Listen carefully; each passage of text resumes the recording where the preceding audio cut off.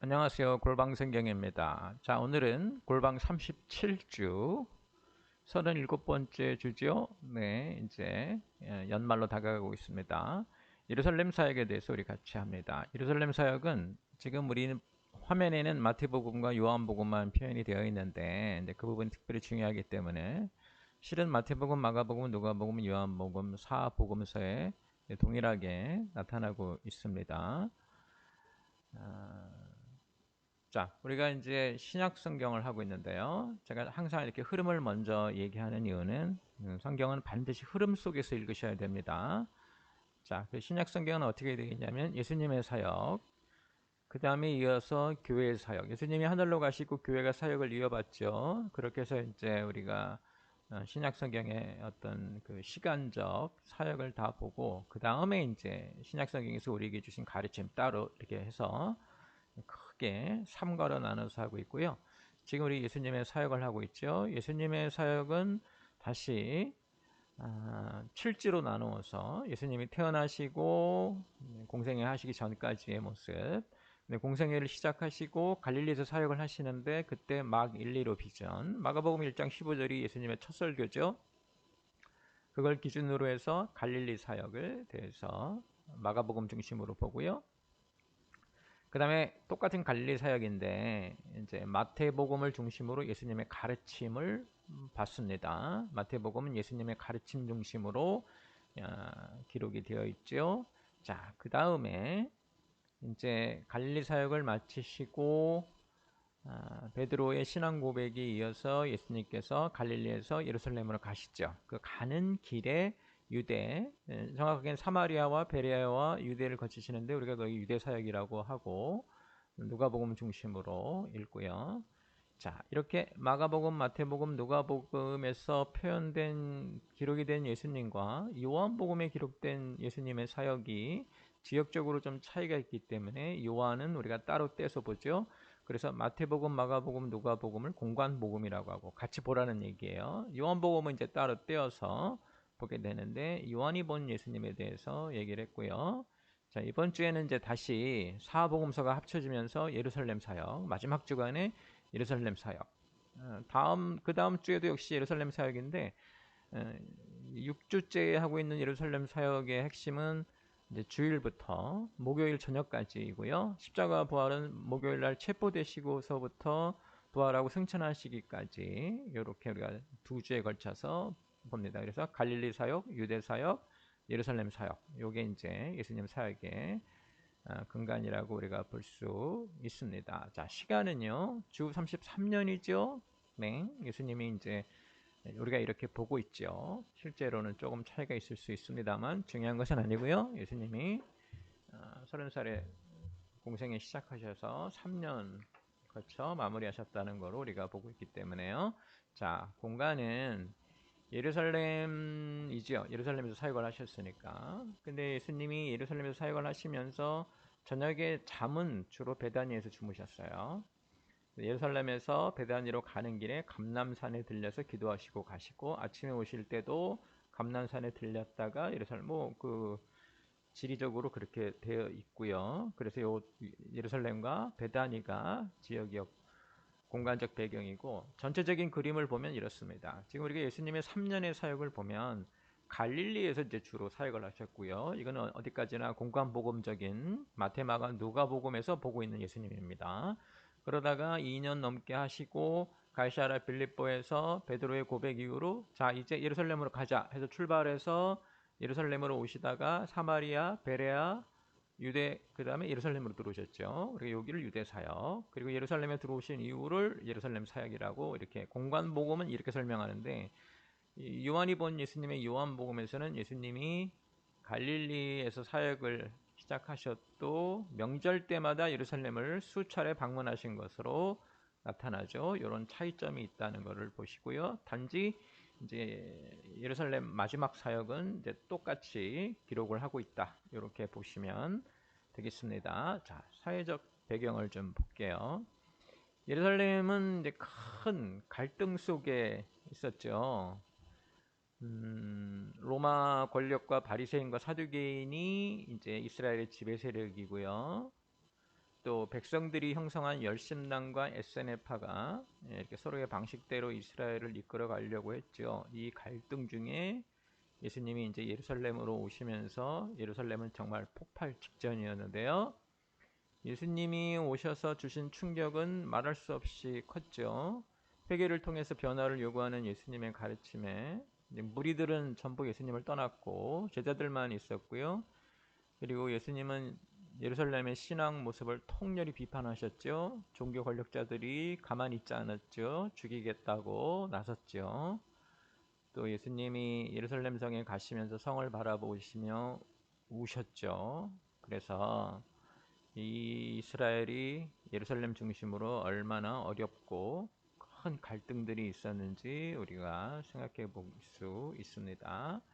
자, 성경은 사복음서 전체를 이제 우리가 봅니다.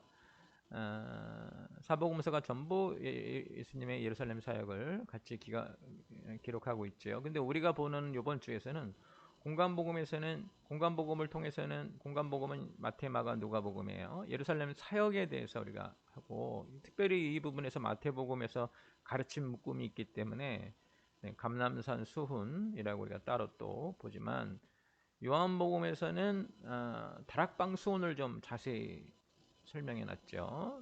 공간복음에 나오는 다락방은 다음 주 공부 때 조금 같이 하겠지만 요한복음에서 이 다락방 수훈은 상당히 긴. 그래서 요한은 예수님의 가르침을 다락방 수훈으로 정리했다. 이렇게 보시면 될 것 같습니다.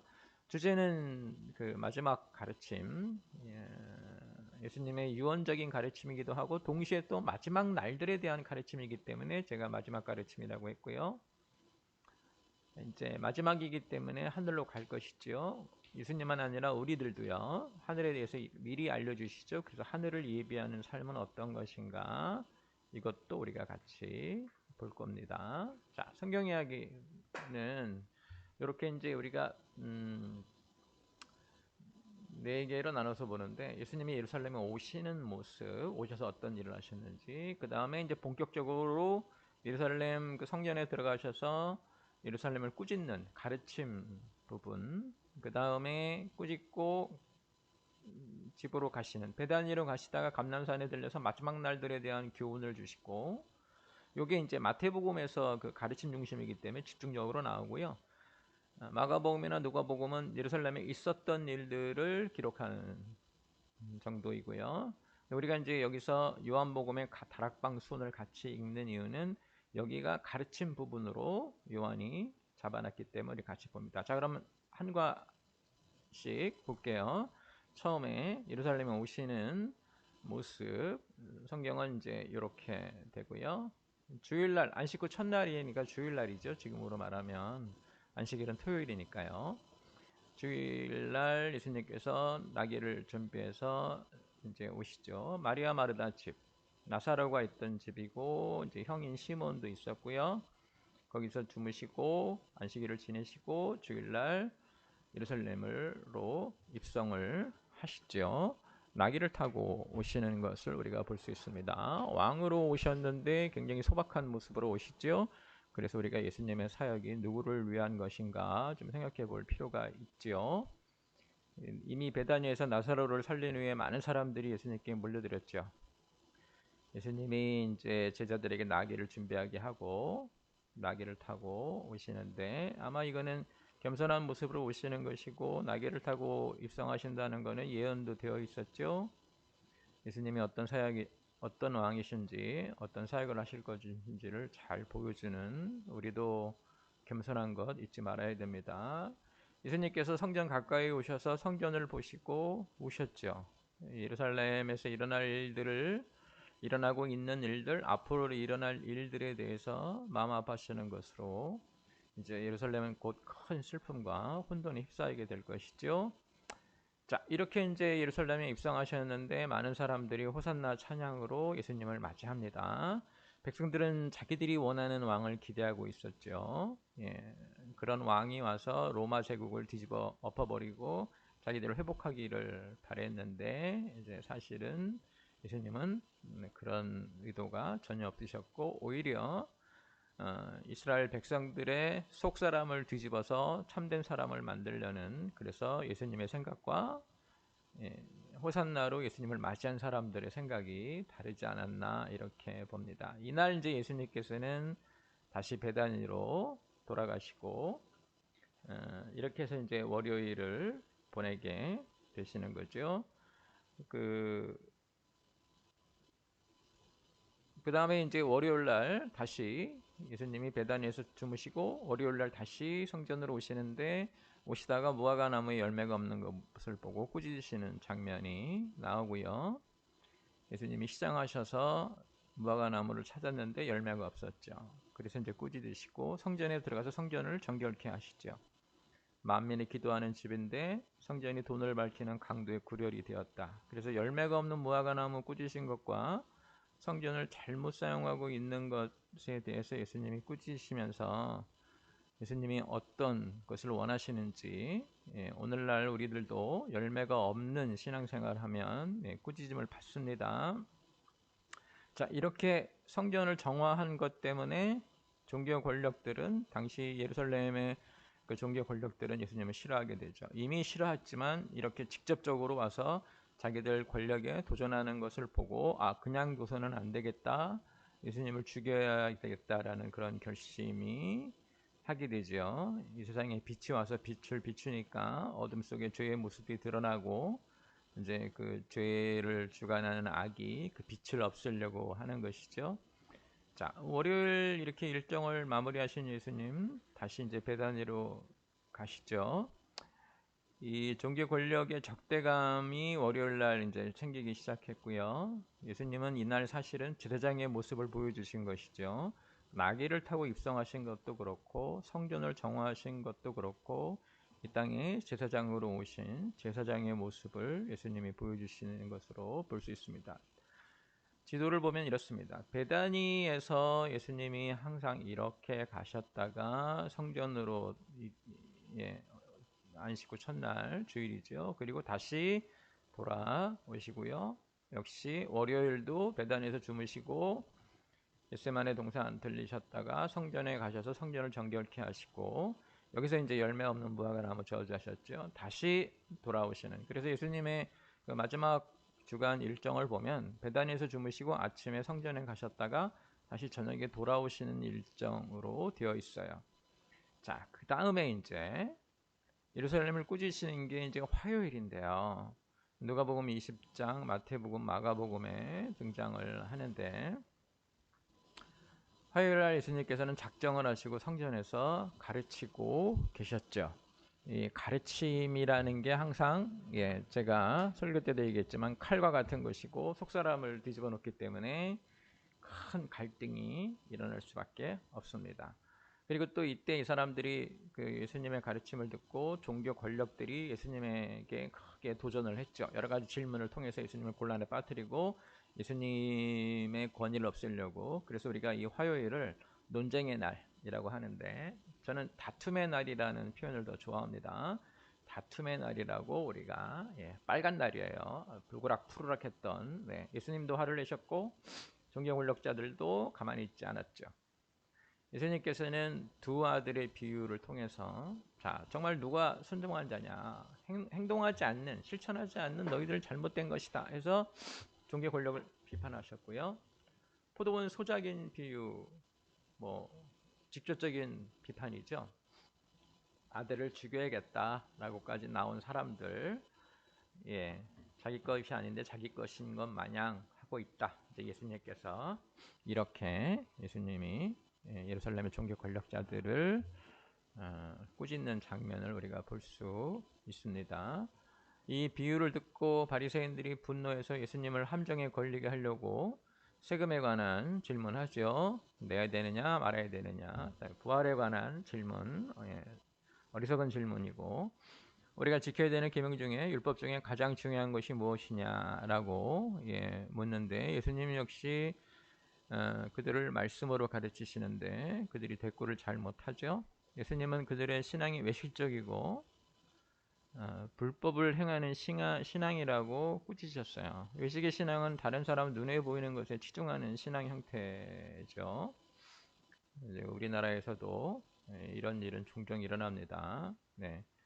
그 다음에 이런 신앙의 모습을 가진 바리새인들과 사두개인들이 받게 될 저주를 경고로 주시죠. 또 이 말씀 후에 이제 가난한 과부가 헌금을 하는 것을 칭찬하시기도 하고, 그래서 예수님은 참신앙, 겉사람이 아닌 속사람이 갖고 있는 참신앙에 대해서 가르치는 것인 것을 우리가 알 수 있습니다. 이날 이제 이렇게 큰 다툼이 벌어진 후에 화요일 날 보시면은 역시 똑같이 감람산에 들려서 무화과 나무가 마른 거 보셨고, 성전에 가서 하루 종일 이제 이들을 가르치는 거 보실 수 있어요. 그 다음에 이제 수요일 날 일정도 있기는 한데, 이 감람산 수훈을 좀 먼저 얘기하겠습니다. 마태복음 24장, 마가 13장 넘쳐가면서 우리가 할 수 있는데요. 화요일 날 그렇게 거칠게 다툼의 날이었잖아요. 그 후에 이제 저녁에, 그러니까 화요일 밤이죠. 베다니로 돌아가시다가 예수님께서 감람산에 들리셨는데요. 주로 이제 그렇게 움직이셨죠.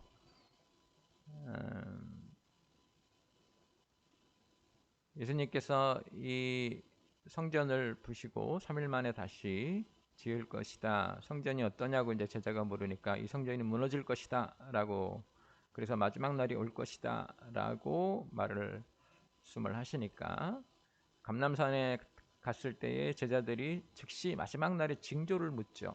어떤 일이 일어나겠습니까? 이렇게 이제 거기에 대한 대답을 주시면서 가르침이 길어지는데, 이것을 우리가 감람산 수훈이라고 하고 마지막 날들에 대한 가르침이라고 표현을 하고요. 여기 마태복음 24장 25장에 나타난 것처럼 마태복음의 가르침 묶음 중에 또 하나 마지막 거입니다. 어떤 일이 일어나냐면, 일단 자신을 그리스도라고 하는 거짓 그리스도가 세상을 미혹할 것이라고 하지요. 그들이 이제 제자들을 핍박할 것이고요.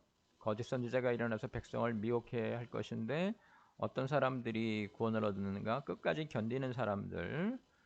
그래서 무화과 나무를 보고 앞날을 예견하듯이 너희들이 잘 보고 있어라. 우리가 해야 될 건 뭔가 깨어 있는 거죠.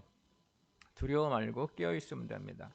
때때로 성경에 나오는 큰 심판의 예언이라든가, 또 요한계시록에 나오는 큰 심판들, 우리 기독교인들이 많이 두려워하는데요. 두려워하지 않으셔도 돼요. 깨어 있기만 하시면 됩니다. 아주 단순해요. 깨어서 보고 있으면서 예수님이 말씀하신 대로 무화과 나무 잎을 보고 너희가 어떨지 알지 않느냐. 그러니까 일어나는 일들을 보고 앞날을 예견하고 깨어 있어서 견디라, 이렇게. 그래서 깨어 있는 게 어떤 것이냐? 여기서 이제 세 가지 비유를 주시죠. 첫 번째 열처녀 비유. 이 세 가지가 전부 어떤 사람은 구원받고 어떤 사람은 구원받지 못하느냐에 대한 비유여서 깨어 있는 게 어떤 것인지, 어떤 신앙생활을 해야 되는지를 보여주는 건데요. 열처녀 비유. 다 같이 기다리다가 5명은 기름을 준비하지 않았죠. 그래서 준비한 사람, 예비한 사람, 대비한 사람, 항상 마지막 날인 것처럼 사는 사람. 그 다음에 달란트 비유, 받은 것이 있는데 그것으로 열매를 맺지 못한 것에 대해 예수님 분노하셨죠. 그 다음에 양과 염소의 비유, 양들과 염소 나누어서 가난한 소자를 도왔는가 돕지 않았는가. 자, 그러면 깨어있는 게 뭐냐면 기름을 준비하는 거죠. 우리가 항상 신앙적으로 깨어있는 것이 준비되고 예비되고 하늘나라에 갈 준비하는 사람들이고요. 우리가 받은 달란트로 열매를 꾸준히 맺고 있어야 돼요. 열매를 꾸준히 맺고 있지 않는 게 깨어있지 않는 거예요. 다음에 어려운 이웃을 돕는, 가난하고 힘든 소자를 돕는 것이 우리가 깨어있는 거예요. 이 세 가지를 하고 있지 않으면 깨어있지가 않습니다. 그러니까 신앙생활, 기도, 골방 이런 것을 꾸준히 하고 있고, 내게 주신 은사를 가지고 하나님의 일을 교회를 통해서 꾸준히 열매를 맺고 있고, 어려운 이웃을 돕고 있고, 이게 깨어 있어요. 깨어 있는 거고, 깨어 있으면 어떻게 해요? 두려워하지 않는 거죠. 그러니까 이 깨어 있지 못하기 때문에 항상 두려워하고, 무슨 무당에게 부적을 받듯이 어느 목사에게 막 가서 뭐 기도를 받으려고 하고, 또는 뭐 어디에 속해 있어야 된다는 등 이런 그 이방인 같은 신앙 갖지 마시고요. 예수님이 감람산 수훈, 마태복음 24장, 25장에 걸쳐서 이때가 마지막 때라 굉장히 급박하고요. 예수님이 곧 이제 이게 화요일 밤이기 때문에 수, 목 이틀이면은 이제 잡히시는데 이렇게 길게 이 비유를 설명하셨다는 것은 이것을 우리가 신앙생활에서 꼭 유지하고 있어야 된다. 이렇게 보고 계시면 됩니다. 자, 그 다음에 이제 이게 공관복음에서 보여준 것이라면 요한복음에 오면은 이제 13장부터 예수님이 그 다락방 수은을 주시는 것을 볼 수 있는데 다른 말로 하면 요한복음 13장, 17장이고 목요일 밤이죠. 이제 공관복음에서는 아직 목요일 밤까지 가지 않고 그랬는데 화요일 날그 감람산 수은위에 수요일 날은 예수님의 기록이 없어요. 아마 쉬신 것으로 우리가 보고 있어요. 그리고 이제 목요일 밤에 예수님께서 그 6월절 만찬을 하시러 다락방을 이제 다락방에서 만찬을 하게 하시고 그때 잡히시는데 요한복음은 이때 이 다락방의 모임을 예수님의 가르침이라고 정리했어요. 그래서 요한복음에 나타난 이 다락방수는 요한의 예수님의 가르침 정리예요. 그리고 유언적이에요. 거의 마지막 가르침을 제자들에게. 실제로 요한복음에서는 이 이전까지는 무리들이 등장하는데 이때부터는 무리가 등장하지 않고 제자들만 등장을 하는 것을 우리가 볼 수 있습니다. 자, 이렇게 예수님께서 다락방 수훈을 통해서 제일 먼저 세족직 해주셨죠. 섬기는 그 지도자 리더십이 어떤 것인지 보여줬고요. 다락방 수훈에 이어지면서 너희 중에 하나가 나를 배반할 것이다 라는 것도 가르쳐 주시고 또 베드로가 3번 부정할 것이다 라는 가르침도 주시죠. 예, 이렇게 아주 그날 밤이 혼란스러웠다고 우리가 볼 수 있는데요. 그러면서 예수님께서 뭐라고 하셨냐면 새 계명을 주노라. 너희가 지켜이고 살아갈. 내가 이제 하늘로 갈 것이고 너희끼리만 남을 것인데 너희들에게 할 일 중에 가장 먼저 어떤 것인가 그것을 내가 알려줄 테니 새 계명으로 주는데 그것이 무엇인가 서로 사랑하라. 이 서로 사랑하라는 12제자가 하나로 뭉쳐서 교회 공동체를 만들고 그 위에 그것을 반석으로 다른 사람을 받아서 예수님의 공동체 교회를 만들어 가라라는 절차상의 가르침이기도 합니다. 그래서 교회 안에서 서로 사랑하는 것은 매우 중요하고요. 당시의 제자들이 누가 더 높은 자가 될 것이냐라는 문제로 다투기도 했는데 아주 적절한 계명이라고 할 수 있고요. 오늘날 우리들도 열심히 지켜야 되는 계명으로 여러분들이 보시면 될 것입니다. 이렇게 새 계명을 주시면서 또 우리에게 뭘 약속하셨냐면 성령님을 약속하셨죠. 나는 이제 곧 하늘로 갈 것이고 제자들에게 근심하지 말라. 내가 가서 제자들을 위한 처소를 마련하시겠다. 그게 이제 예수님이 하늘에서 하시는 일이고요. 그리고 우리에게는 우리가 예수님이 하늘에 계시는 동안 성령님이 우리와 함께 하실 것을 약속하시죠. 성령님은 우리를 진리 가운데 인도하실 것이고요. 그러니까 예수님이 가르쳐 준 것을 다시 깨닫게 해주신다 이런 말이에요. 그 정도로 가르침이 중요하다라고 말할 수도 있습니다. 그 다음에 예수님이 포도나무 가지 비유를 통해서 역시 열매 맺어야 될 것을 가르치시죠. 아까 감람산 수훈에서도 마지막 날을 준비하는 깨어있는 과정 중에 뭐가 있었냐면 달란트 비유가 있었죠. 열매가 있어야 된다. 역시 요한복음에 등장하는 이 다락방 수훈에서도 예수님이 주신 여러 가지 가르침 중에 눈에 두드러지는 것 또 하나가 15장에 나타난 포도나무 가시 비유죠. 열매를 맺지 않으면 여기는 아주 엄하게 표현되어 있습니다. 꺾여서 버려지고 불태워지게 되어 있다. 이렇게. 그러니까 교회 내에서 우리가 신앙생활하면서 열매 맺지 못하는 것에 대해서 통탄해야 돼요. 진짜 무서워할 건 바로 그것이에요. 내가 열매 맺지 못하고 있다라는 것을 우리는 되게 걱정하고 염려하고 무서워해야 되는, 그리고 열심히 우리가 해야 될 일이 무엇인지를 깨닫는 그것으로 봐야 합니다. 자, 15장 18절부터는 다락방 수훈의 세 번째 가르침인데 세상의 제자들을 미워해서 제자들이 큰 고난을 겪게 될 것이라고 하시면서 제자를 위한 기도를 하죠. 본인을 위한 기도도 하시고 제자들을 위한 기도도 하십니다. 이때 이제 제자들 모아놓고 같이 기도하셨는데 기도문이 이제 등장하는데 기도문처럼 보이진 않지만 기도문이 등장하는데 예수님이 그 사복음서에 등장하는 예수님의 기도 중에 거의 몇 안 되게 다 모여서 기도하신 장면이에요. 예수님의 기도는 아주 철저하게 골방이었고요. 그리고 이렇게 단체로 모여서 하는 기도는 그 전례가 많지는 않습니다. 예수님이 이제 제자들을 그만큼 격려하고 힘을 주고 또다시 성령과 동행하는 것이다. 성령이 함께 하실 것이다. 그러니 두려워하지 말라. 너희가 여러 가지 고난으로 통곡하게 될 것이지만 나중에는 제자들이 기뻐하게 될 것이다. 왜? 내가 세상을 이기었기 때문에 너희도 세상을 이기게 될 것이니까 근심하지 말라. 이런 게 이제 다락방 수훈에서 나타나죠.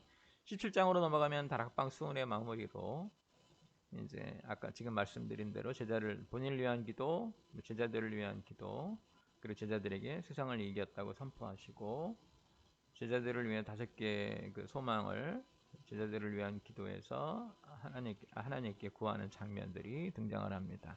자, 지금 우리가 예수님의 그 마지막 주간 예루살렘 사역을 보고 있는데요. 목요일까지 본 거예요. 목요일 저녁부터 일어나는 이제 6월절 만찬부터는 다음 주에 십자가 부활이라는 제목으로 이어지는데 이번 주에는 그 다락방에서 가르치신 것을 따로 떼서 이번 주에 같이 보았습니다. 그래서 예수님이 예루살렘에 들어오시고 베다니에 머무르시면서 날마다 예루살렘에 가셔서 어떤 일을 행하셨는지, 무슨 가르침을 주셨는지, 그들의 그 잘못된 신앙을 비판하시고 그들을 꾸짖으셨고 또 감람산에서 마지막 날의 비유를 주시면서 깨어 있으라. 깨어 있는 것은 어떤 것이다라는 설명 주셨고 다락방 수훈을 통해서 우리가 어떤 삶을 살아야 되고 예수님이 하늘에 가서 우리가 갈 처소를 준비하시는 동안 우리는 누구와 성령님과 함께 이 땅의 어려움을 견디는 신앙을 가져야 된다라는 가르침까지 보았습니다.